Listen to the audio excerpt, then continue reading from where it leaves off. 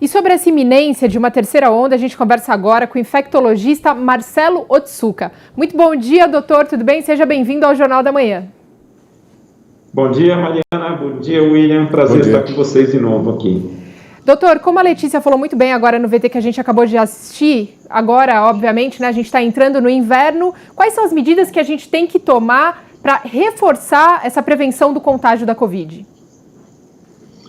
É interessante até a gente comentar que o ano passado nós tivemos redução das outras infecções com o uso da máscara, distanciamento, como a população fez com uma certa frequência maior, digamos assim.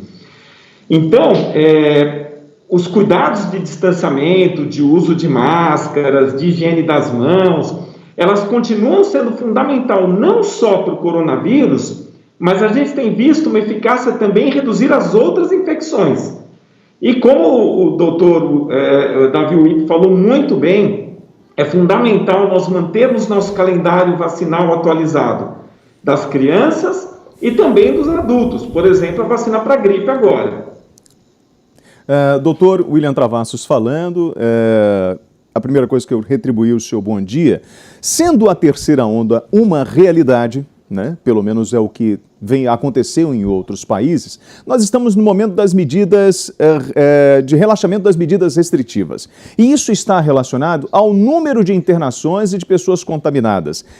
Como nós vamos conseguir equalizar essa flexibilização com a possível chegada de uma terceira onda? Eu ainda tenho dúvida em relação à questão de terceira onda, porque o Brasil nunca teve essa epidemia controlada.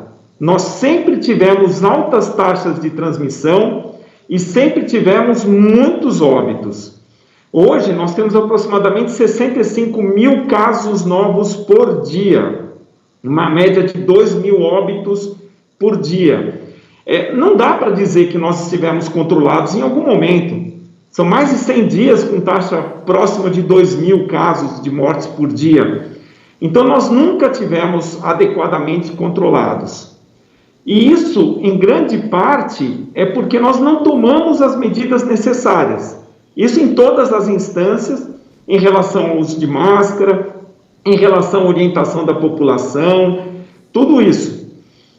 A gente tem que entender que a melhor forma da gente saber o momento de relaxar ou não em relação às medidas de abertura de lojas, etc., não é por taxa de ocupação de leito de UTI, não é por conta de pacientes internados em enfermaria.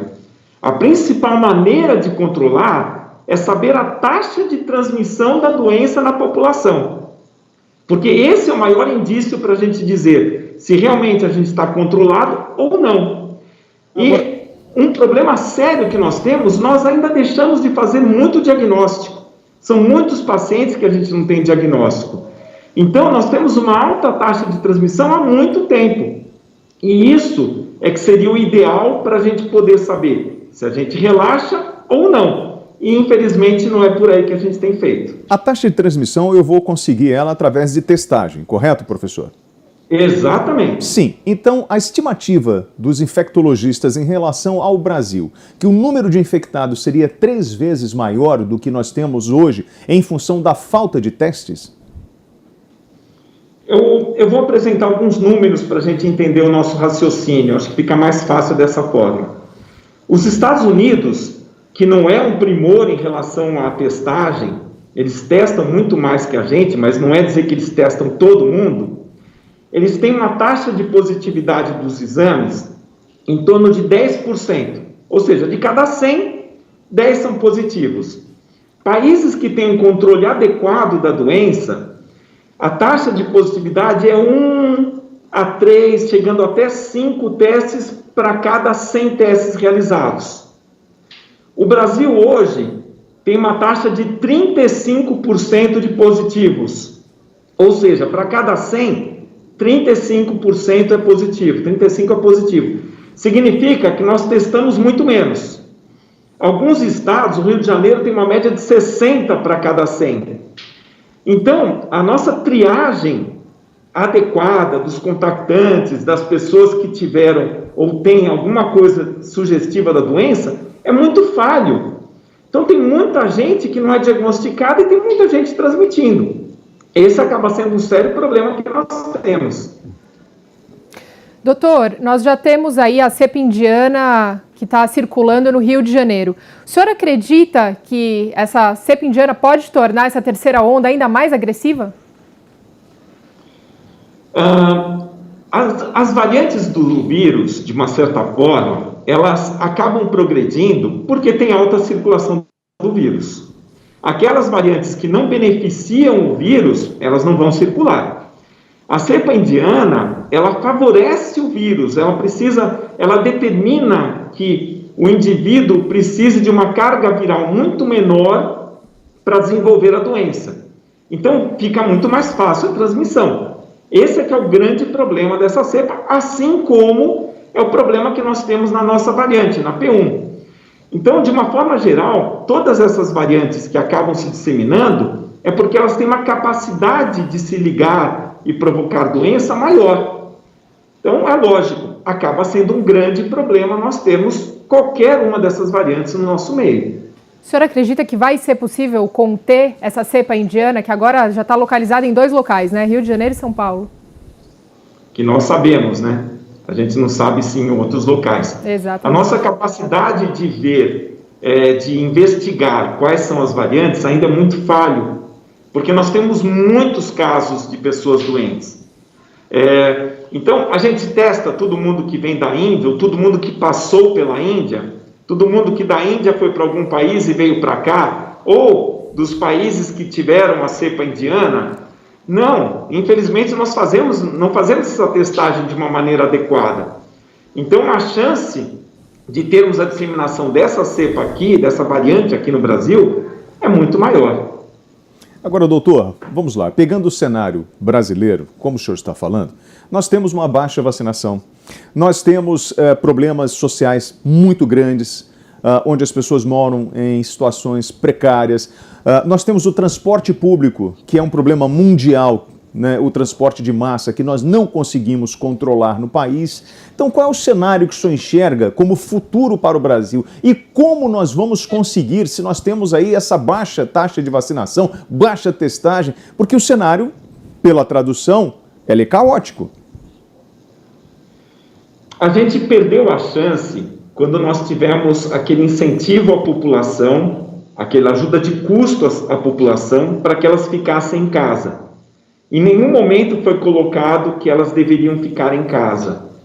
Em nenhum momento nós tivemos uma orientação satisfatória para que as pessoas realmente entendessem que precisam ficar em casa. A partir do momento que elas conseguem ficar em casa porque elas têm um benefício, isso é possível.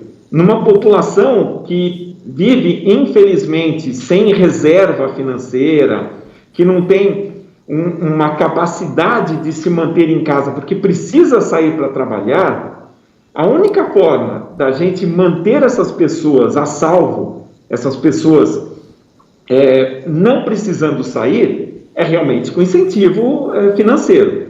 Isso é possível? Não é possível? Não sei. Eu acho que precisa de alguma forma que isso aconteça, mas não é só isso. A gente precisa ter uma orientação do povo, o que eles podem fazer, precisa ter um policiamento das pessoas para que elas não façam as coisas erradas. Infelizmente, são algumas pessoas, não é a população inteira, que não faz esses cuidados adequados, e isso permite a circulação intensa do vírus.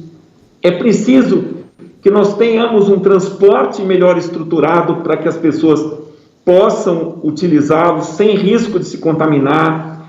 Então, são várias estratégias que já deveriam ter sido trabalhadas há muito tempo.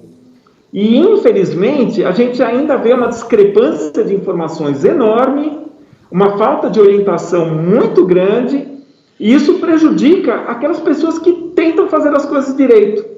Elas acabam sendo muito prejudicadas, infelizmente. Doutor, qual a mensagem que eventos como ontem, por exemplo, que nós assistimos na motociata, na verdade pós-motociata, passam para as pessoas? Nós podemos, de repente, acreditar um aumento, né, ou uma falsa sensação de segurança dessas pessoas a partir de eventos como esses?